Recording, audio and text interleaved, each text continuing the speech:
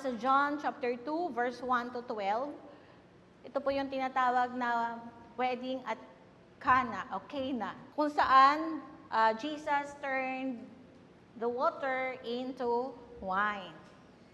Alam niyo po ba na itong miracle na Jesus turned water into wine is the first ever miracle ni Jesus?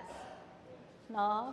So this is very significant, no? Kasi bakit ito ang himala na pinlano o pinili ng Panginoon na gawin niya sa pagsisimula ng kanyang ministeryo sa isang kasalan. Sa Book of John, among the four Gospels, Matthew, Mark, Luke, and John, si John po ang may pinakakaunti na inilista o inilathala na himala ng ating Panginoong Jesus. Yung seven miracles na hindi ninyo matatagpuan sa Matthew, Mark, and Luke.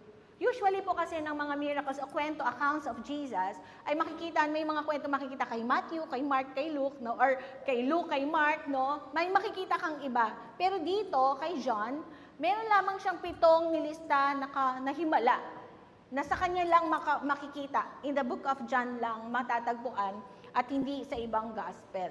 At lahat ng ito, lahat ng 7, yung 7 himala na yon, hindi ko na siya may isa-isa, lahat ng yon ay it focuses doon sa pagpapakilala ng Panginoong Yesus kung sino talaga siya sa bawat isa.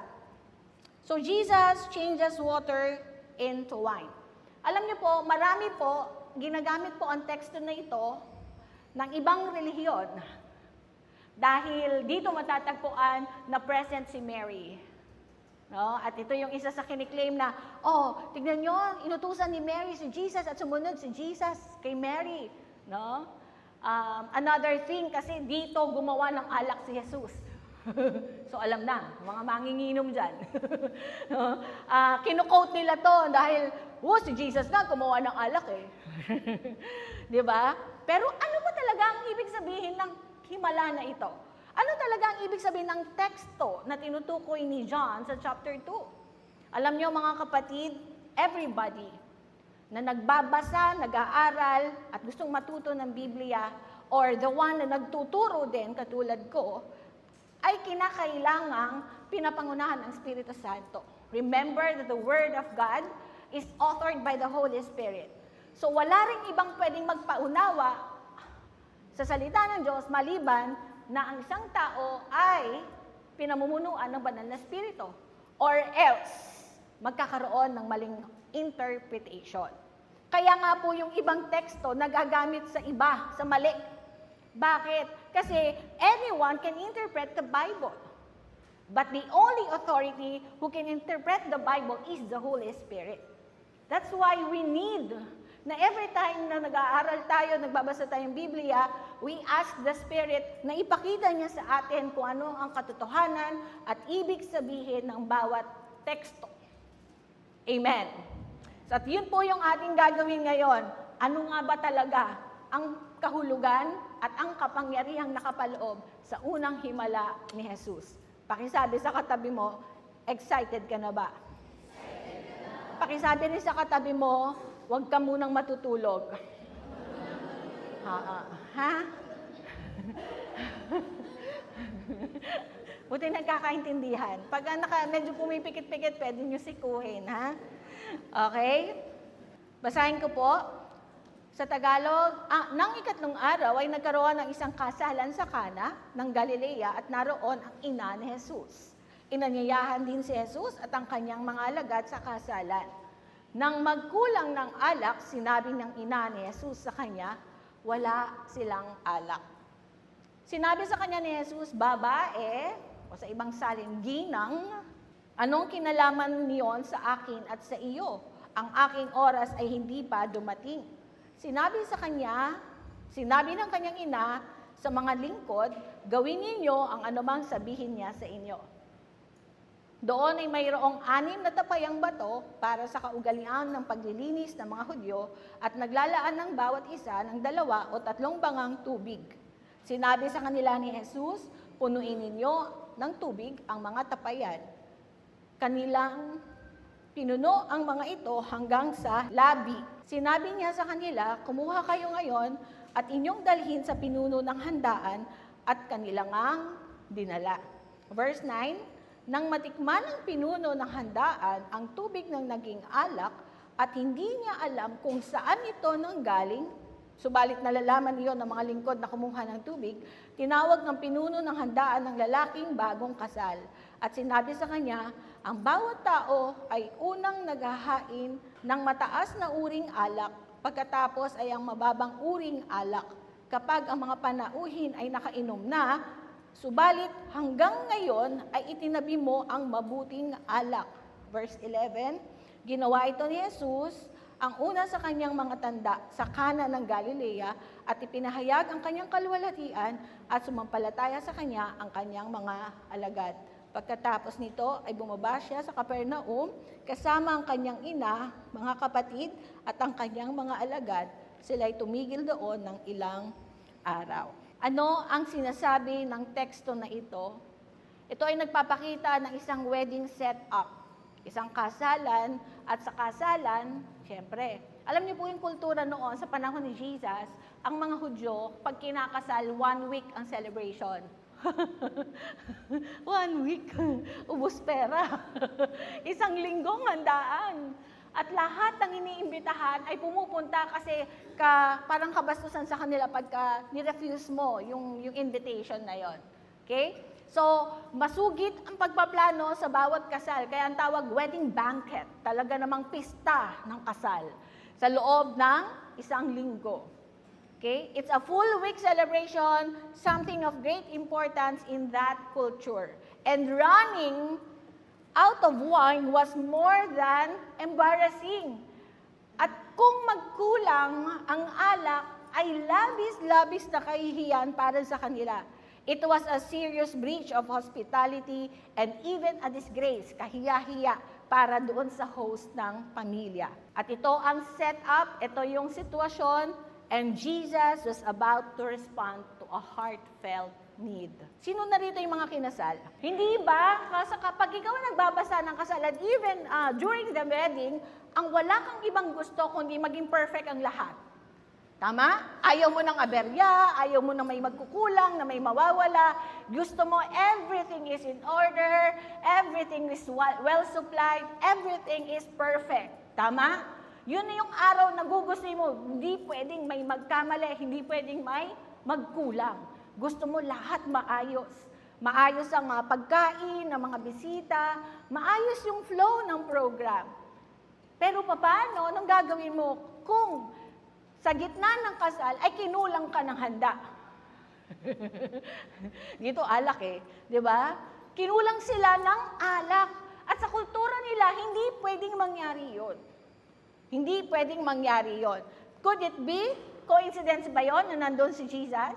Kaya nung nagka-problema, sa gitna ng kasalan, ito ay malaking kahihiyan. Ano ang ginawa ni Mary? Verse 3, sabi niya dyan, when the wine was gone, Jesus' mother said to him, they have no more wine. Lumapit si Mary kay Jesus at sinabi niyang, wala na silang alak. I love the way Mary approached Jesus dahil hindi siya demanding and she didn't even mention na, uy, maghimala ka naman. Mag-provide ka naman ng alak. Humanap ka naman ng alak kasi yung laki may problema sila No? Si Mary was concerned about doon sa problema.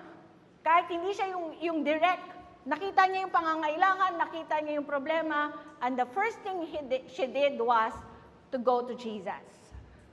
And I love how she approached Jesus. Hindi niya sinabing, anak, wala na silang alak baka naman pwede Di ba? Hindi niya sinabing, maghimala ka naman. Ang sinabi niya lang, wala na silang alak. Bakit? Iba ang relasyon ni Mary kay Jesus. Alam niyo, sabi ko nga, hindi totoo na ang pagka-born again ay dinidisrespect si Mary. Ako po, personally, isa po sa model ko sa faith ay si Mary. Grabe ang pananampalataya ni Mary. Remember, nung encounter siya ng angel Gabriel, ano sabi sa kanya? Yung sinasabi na ni Gabriel sa kanya na, ay, mababago yung plano. Sila'y nakatakdang magpakasal. Bumuo ng pamilya. Tuparin ang pangarap nila ni Jose. Pero dumating si Gabriel at sinasabi niyang, ika'y magdadalang tao. Kumbaga, in other words, mawawala o masisira yung plano nila ni Jose. Dahil siya ay lilimliman ng Banal na Espiritu Santo at siya ay magbubuntis ng isang sanggol na lalaki. At ano ang reply ni Mary? Mangyari sa akin ang ayon sa kalooban ng Panginoon. Sabi ko, grabe yung submission ni Mary sa Panginoon. Same thing dito.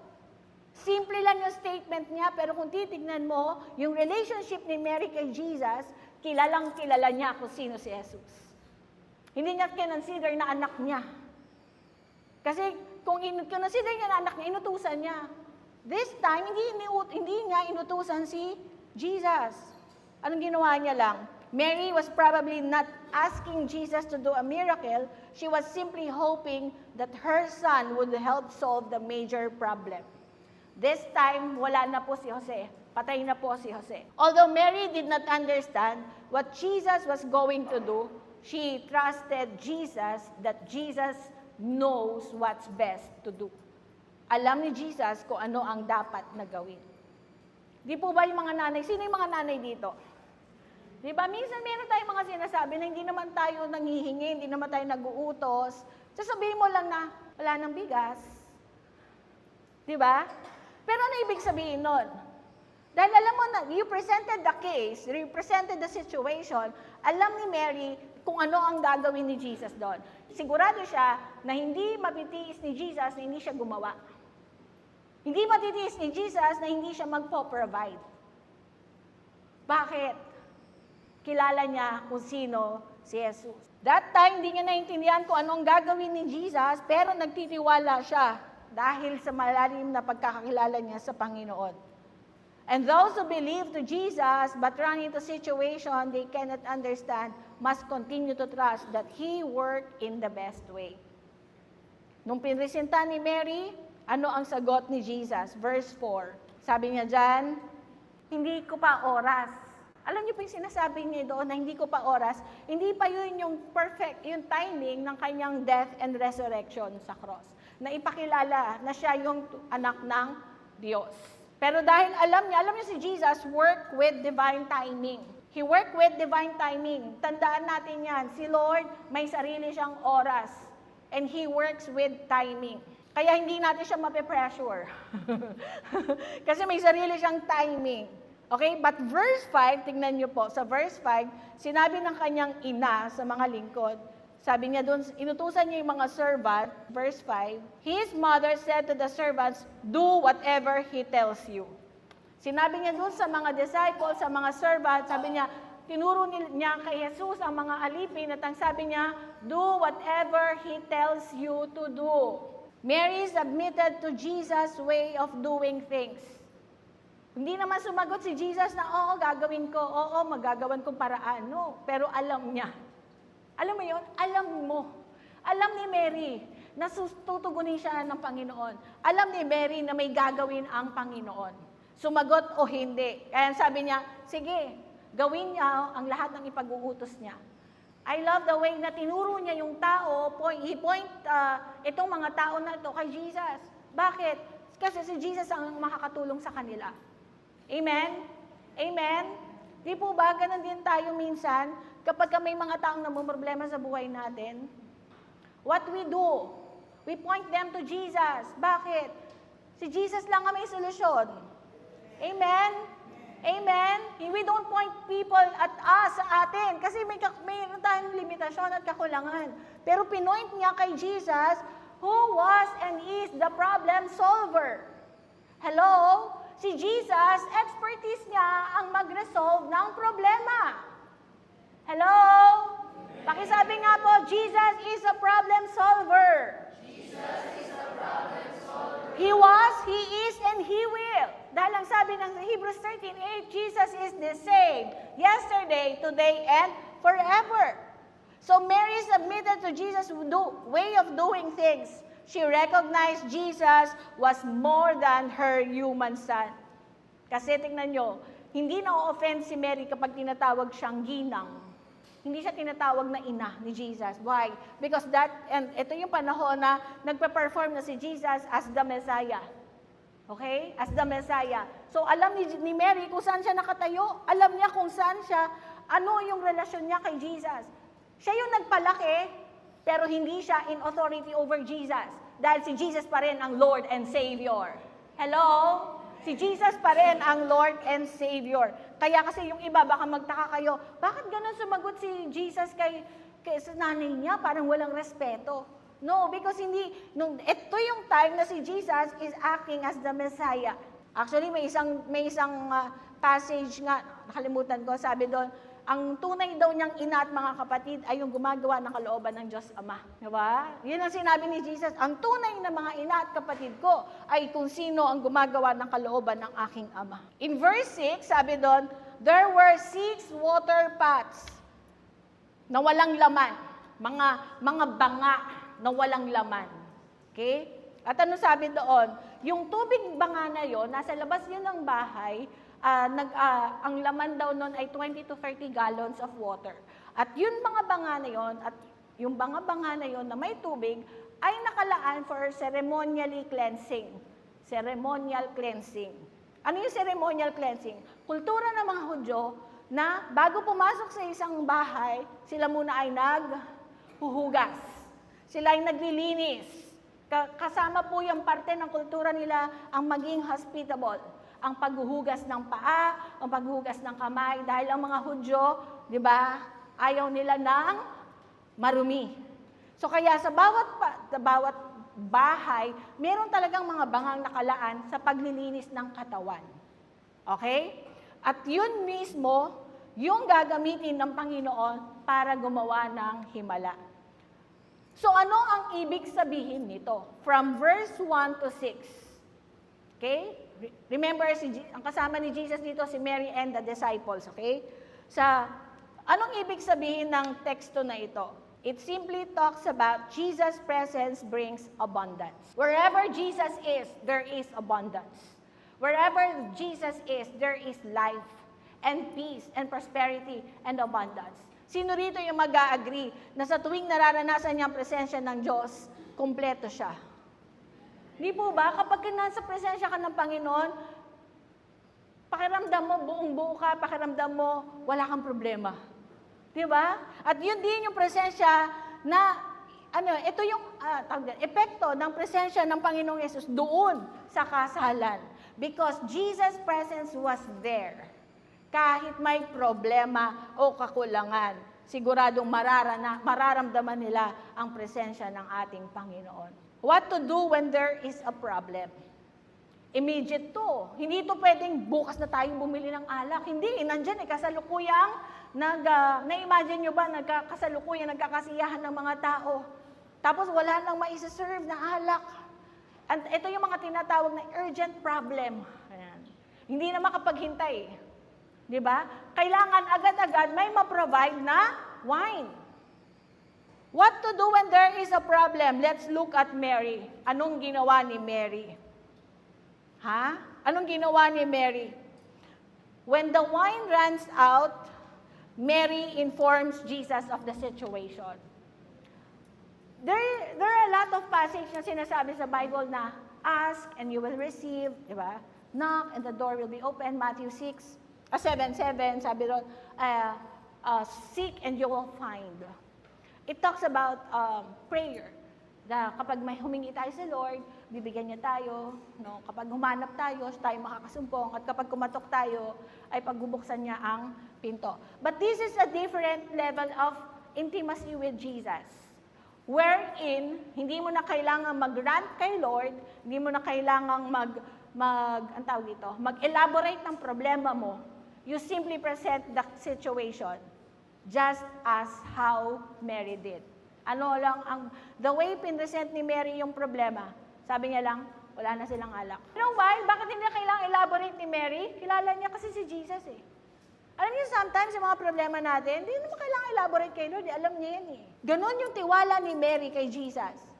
Kaya ganon yung kanyang pag-present sa problema. Wala na silang alak. Hindi natin kailangan mag-beg kay Lord, nasagutin yung prayer natin. Hindi din natin kailangan mag-demand kay Lord, na solusyonan ang problema natin. Hanggat meron tayong buong tiwala sa ating Panginoon, God knows best what to do. He knows best than us. Kaya kung magkakaproblema tayo, gawin natin kung anong ginawa ni Mary. Run to Jesus, present the situation, and leave it there. Trust Him that God knows what's best to do with your circumstances. Amen. Amen.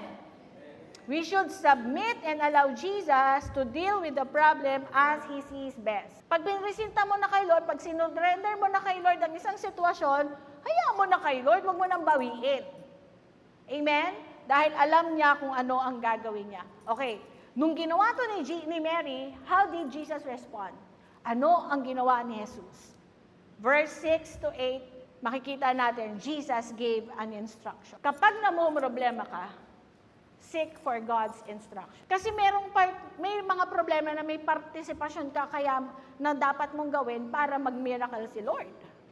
In some cases, si Lord kaya niya mag-miracle out of nothing. But in some cases, kailangan niyang partisipasyon o ang pagsunod mo para ma-release yung miracle mo. Hindi puro hingi lang ng miracle tapos wala tayong participation. Anong ginawa ni Jesus? He gave instruction to the servant. Ano yon? Punuin ng tubig yung tapayan ng tubig. Mag-igib kayo, punuin ninyo. At kapag napuno ninyo, sumalok kayo.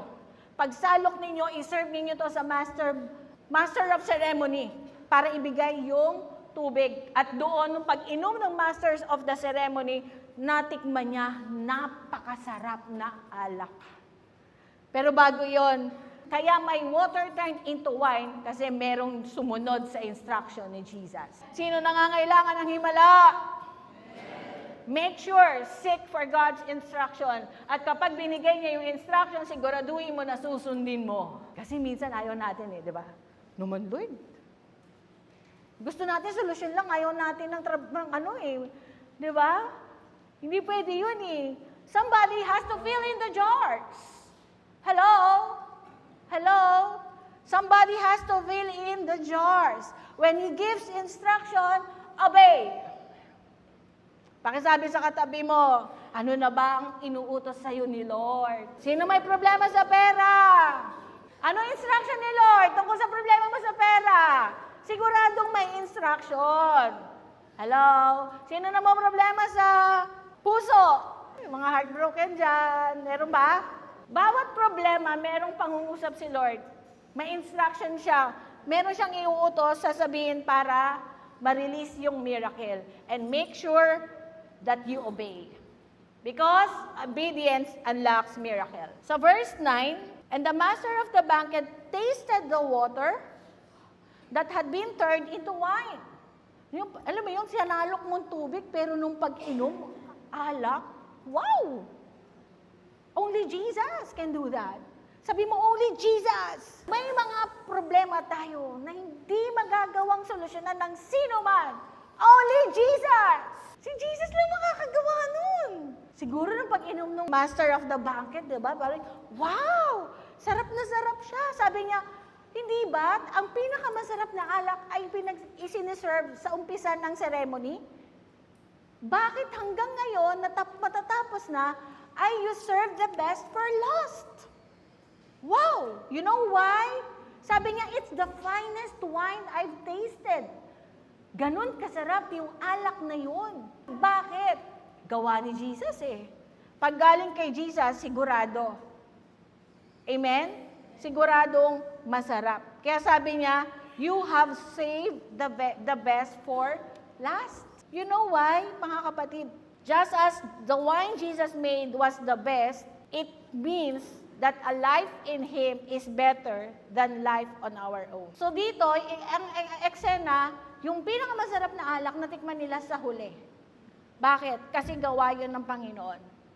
So sa buhay natin ngayon, why wait until everything runs out before trying God? Pwede ba sabihin natin sa katabi natin, huwag mo nang hintayin matuyuan ka bago tayo lumapit kay Lord. Minsan, di ba? Alam niyo yun, sa tigas ng ulo natin, pinipilit natin yung gusto natin Di ba? Kaya minsan natutuyuan tayo, nauubusan tayo. Pero dito, don't wait. until everything runs out before trying God? Why save the best for last if you can have it and enjoy it now? Kung pwede mo namang ma-experience ngayon, bakit hihintayin mo pang maubusan ka? Eh di gawin mo na ngayon. I-claim mo na ngayon. You know why? Kay Jesus, ang buhay na kay Jesus, Jesus always offers the best kind of life. Amen?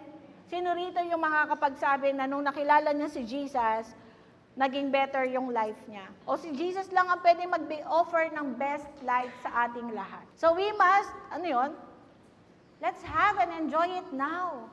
A life with Jesus. So why water into wine? Bakit mula sa tubig ay naging alak? Bakit alak? Diba? Kaya ito yung marami, yung iba nakikipagdebate dito eh. Alam niyo po, hindi po, pag binabasa ang Biblia, hindi po literal yan. It has always a prophetic meaning, a symbolic or a picture of Christ's redemptive plan. So here, ito ay pagpipicture o pagsasalarawan ni Jesus sa kanyang ministeryo. Okay? Bakit wine? Because wine symbolically mean God's blessing and abundance. Kaya pinili niya na unang gawing himala ay alak. Because it means that with Jesus, with Him, there is blessing and abundance, joy and celebration. Kahit nga ngayon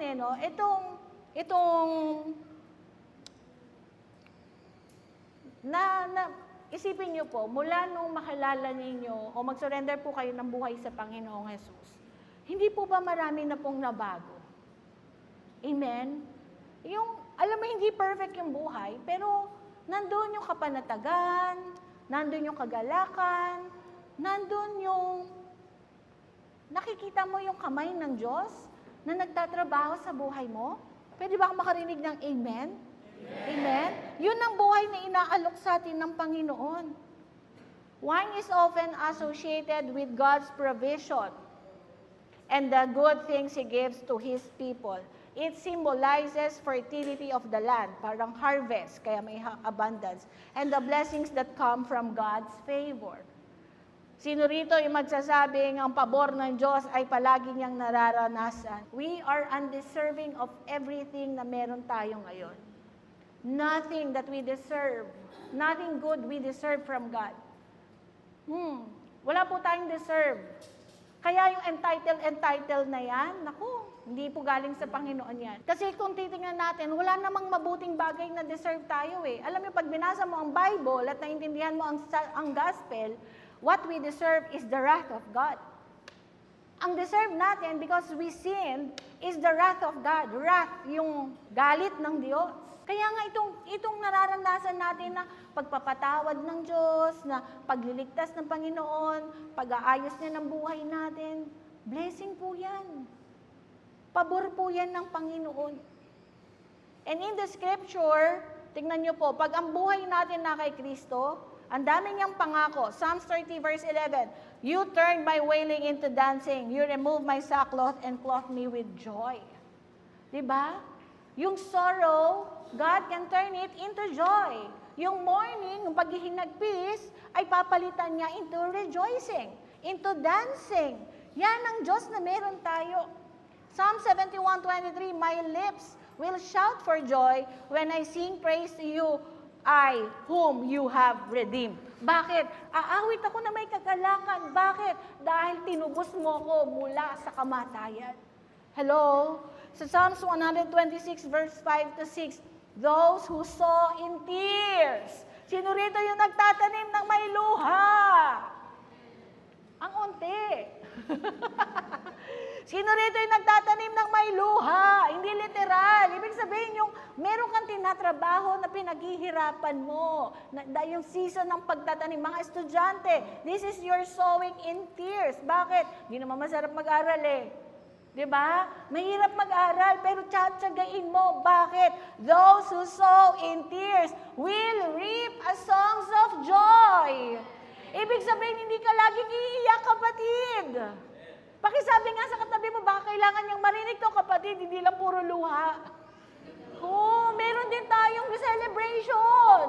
Pag si Lord ang Lord natin, pag si Jesus ang Lord natin, meron ding celebration, meron ding reward. He who goes out weeping, carrying seed to sow, will return with songs of joy, carrying sheaves with him. May dalang harvest. Yes, hindi palaging masaya, hindi lagi tayong panalo, pero ang maganda kapag kasama mo ang Panginoon, ang mga bagay na tinanim mo o pinanalangin mo ng may luha, darating ang araw kay magbubunyi sapagkat tinugon na ng ating Panginoon. Amen. That is, yun ang ibig sabihin ng wine representation. God's blessing and favor. But another meaning ng wine sa New Testament, it's the new covenant. Pag nagko-communion tayo, ano po yung iniinom natin? Wine. Yun po ay sparkling wine o grape juice. No? Wala pong alcohol. Okay? Lilinawin ko lang po. Ha? Itong wine na to, hindi po pinopromote ni Lord ang paglalasing, okay? Hindi, never na ipopromote ni Jesus ang kasalanan, okay? Hindi po kasi literal, yung iba kasi ginawang literal. Dapat maintindihan natin yung ano ang tunay, yung kahulugan ng mensahe ng Panginoon. The blood of Jesus Christ. Remember, first miracle. Pero pinasalarawan na ng Panginoon kung ano ang mangyayari. Remember, yung tubig na ginagamit panlinis ng katawan, pinalitan niya ng wine represented by the blood of Jesus. Na darating ang araw, hindi tubig ang panlinis ng tao, kung hindi ang dugo ni Kristo. Sapagkat ang tubig ay panlinis sa panlabas lamang na katawan, ngunit ang dugo ni Kristo ay naglilinis ng ating mga kaluluwa. Ang gusto ng Panginoon, hindi lang yung malinis panlabas katulad ng ginagawa ng mga Hudyo.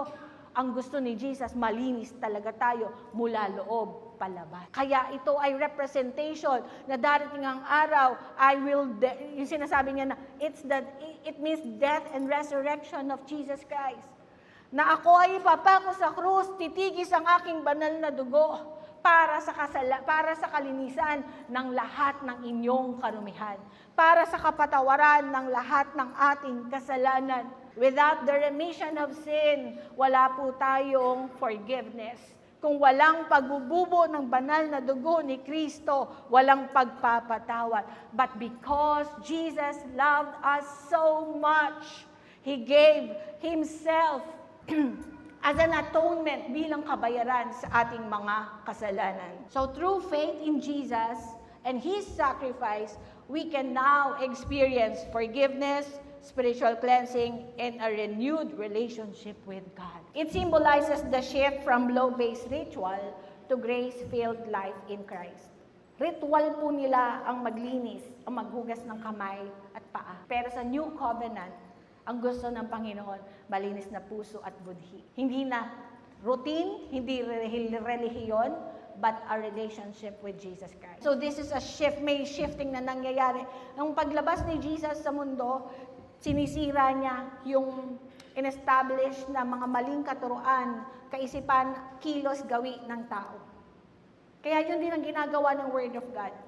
Pansinin nyo, lagi itong may tinuturo at tinatama sa atin. Kasi yun ang goal niyan.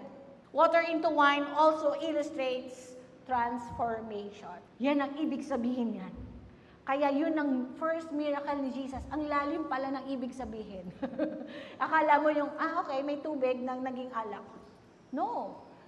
That miracle is for all of us. Dahil tayo mismo ang beneficiary ng ginawa ni Kristo.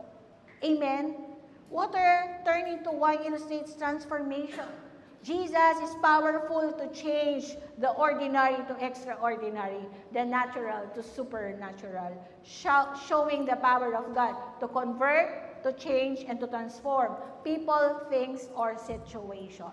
Yan ang Diyos na meron tayo. Kaya niyang ayusin ang anumang circumstances natin. Kaya niyang solusyonan ang ating mga problema. Kaya niya tayong baguhin. 2 Corinthians 5:17, if anyone is in Christ, he is a new creation. The old has gone, the new has come. Kaya tayo, kapag nakipag-isa tayo kay Kristo, araw-araw binabago tayo ni Lord. Amen? Tingnan mo nga yung katabi mo. Gaano na tayo katagal hinuhulman ni Lord para maging kawangis niya. Diba? Bakit? Expertise ni Lord ang magbago ng buhay. Amen? Jeremiah 32:27, sa mga may problema dyan. Yung problema mo ba gusto mong mabago? Hindi yung asawa ha. Yung problema lang ha. Yung problema, gustong mabago?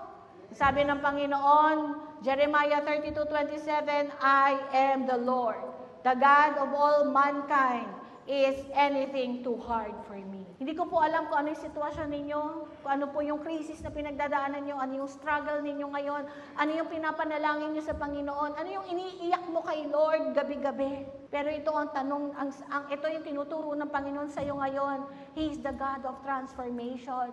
Kaya niyang baguhin ang sitwasyon ng buhay mo, kaya niyang ayusin ang iyong buhay. Hello? Kaya niyang solusyonan ang ating problema. Bakit? Sapagkat siya ay Diyos ng mga Diyos at sa Kanya ay walang mahirap. Actually, originally, sinabi niya to sa Genesis chapter 18, verse 14. Alam niyo po yung scenario doon? May pinapasok sila, Abraham na anghel, at ang sabi ng mga anghel, dahil sa kabutihang loob nila Abraham, sabi niya, sa isang taon, sa ganito ring panahon, magkakaroon ka na ng anak. Narinig ni Saray pa siya nun, tapos Abram pa lang. Sabi ni Sarai, nung narinig ni Sarai, tumawa. Bakit siya natawa? Matanda na siya, 75 years old eh. Kaya nung tumawa siya, narinig nung anghel, kaya sabi niya, bakit ka tumatawa? Sapagkat sa Diyos ay walang mahirap. Kahit baog, kaya niyang buksan ang bahay o bata para lagyan niya ito ng bata. Yan ang Diyos na meron tayo. Matthew 19:26, Jesus looked at them and said, with man, this is impossible. Kung sa tao, ito ay imposible. But with God, all things are possible. But with God, all things are possible. Do you truly believe it? Amen. According to your faith, it will be done to you. Kaya kailangan tumibay, lumakas ang pananampalataya natin. Kahit gaano ka-imposible yung tingin natin. Sometimes, totoo yun, umaabot tayo sa dulo ng PC ng buhay. Tingin natin, stuck na tayo, wala nang pag-asa, hindi na maaayos, hindi na maitatama ang takbo ng buhay natin. But that is wrong. Lahat ng yan ay kasinungalingan lamang ng kalaban sa atin. Dahil ang katotohanan sa Diyos, walang imposible. He can turn water into wine. In verse 11 to 12, He performed miracles. Yes, He performed miracles for the purpose of, one, to build up the faith of the disciples. Sabi ng verse 11, naniwala, kumbaga nagpakilala yung divinity, yung kapangyarihan ni Jesus na express doon sa pag-turn niya ng water into wine. At sabi ng mga disciples, wow, namangha sila at naniwala sila kay Jesus. Another reason ba't gagawa si Lord ng himala sa buhay mo, to showcase His glory, to showcase His power. Mga kapatid, yung buhay natin, yung sitwasyon natin, anumang pangit problema sa buhay natin, yan mismo ang gagamitin ni Lord na stepping stone para ipakilala niya ang gloria niya sa pamamagitan ng mga pangit at hindi magandang sitwasyon na yan, sapagkat He can always turn water into wine. Kaya niyang pagandahin anumang pangit na sitwasyon at kaya niyang itama anumang mali sa ating mga buhay. Amen? Jesus turned water into wine. Do not forget that, kapatid. Our application, bring your situation to Jesus. Don't demand anything from Jesus because He knows best than us. Kapag umaharap ka sa kakulangan, kahirapan, sa problema, o maging sa pagkabigo, let us invite Jesus into that situation. Jesus loves to intervene. Alam mo, intervention. Gustong-gusto ni Jesus na manghimasok sa ating mga sitwasyon. Pero kailangan mo siyang imbitahan. Kasi hindi niya ipipresenta yung sarili niya.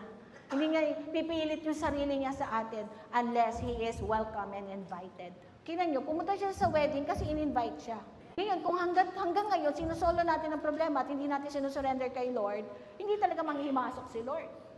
Kasi nanghihimasok lang si Lord kapag binigay mo yung go signal mo. Ano yung go signal? Faith. Because faith attracts the very presence of God. Faith attracts miracle. Faith unlocks blessing. Philippians 4:6, do not be anxious about anything, but in every situation, by prayer and petition with thanksgiving, present your request to God. Next, obey simply and fully. Nung pinalagyan niya ng tubig yung tapayan, hindi nagtanong yung mga servant, Lord, bakit? Anong gagawin mo? Diba? Hindi pa nila kilala si Jesus, ha? Bago pa lang siya, magsa-start pa lang siya sa ministry dito. Kaya nga first miracle eh. Pero sumunod yung mga alipin, without even asking. They simply obey, and they fully obey. Hindi nila nilagyan na, pwede na yan, kalahati na lang. Hindi, sinunod talaga nila kung ano sinabi yung instruction ni Jesus. Igiban ninyo at punuin ninyo. At 20 to 30 gallons, imagine ninyo, ang daming tubig nun. 20 to 30 gallons, tapos 6 yung tapayan. Wow, napakaraming alak nun kapag nung naging alak. Di ba? Grabing celebration yon. Obey simply and fully. Third, expect overflow, not just sufficiency. In Christ, we move from enough to abundance, from surviving to thriving. Kapag, alam mo, unless you are experiencing a trial, a testing of faith, disenyo tayo mabuhay in abundance. Tingnan mo yung katabi mo, naniniwala ka ba? Disenyo kang mabuhay ng may kasaganahan. Yung abundance na tinutukoy dito is not material things. Because, di ba, may preaching tayo, abundance starts from within. Kailan nagsa-start yung abundance? Yung pakiramdam, yung alam mo na mayaman ka, kapag si Jesus na ang tinrato mong kayamanan, doon mo palang mararanasan na totoong mayaman ka. Hanggat hindi si Jesus ang kasapatan natin, lagi tayong kukulangin. Hanggat na nagpapasaya sa atin ay ibang bagay at hindi si Jesus, hindi natin mararanasan yung abundance. Kailangan munang makarating ka sa ganong klaseng pananampalataya na kung saan si Jesus na ang buhay mo, si Jesus ang pangarap mo, si Jesus ang lahat sa iyo. That begins. Doon pa lang magsisimula, maranasan natin ang tunay na abundance. Kaya kung may kulang tayo, we feel always lacking, lagi tayong kapos, i-check natin yung faith natin. Baka hindi si Lord, hindi kay Lord natin hinahanap ang ating kasapatan. Madali tayong madaya. Minsan nakala natin kay Lord tayo pero hindi na pala. So we have to check. Amen? Amen? Pero as long as si Jesus na ang kasapatan mo, wow, you start to feel, alam mo yung wala ka ng katatakutan sa buhay. 4, embrace the new covenant. Leave behind legalistic efforts to earn God's favor. Oh, Jesus offers joy, grace, transformation, a richness far beyond the rules. Mga kapatid, naglilingkod tayo hindi dahil sa pagpapala. Naglilingkod tayo dahil pinagpala na tayo. Naglilingkod tayo hindi para makatanggap sa Panginoon, kundi naglilingkod tayo dahil gusto nating mahalin ang Diyos. Stop being legalistic. Huwag tayong maging relihiyoso na puro ritual at tradisyon lamang. Let us develop an intimacy with the Lord. Dahil yan ang ibig sabihin ng pagdating ng ating Panginoong Yesus dito sa lupa. Anticipate your wedding feast. Wow.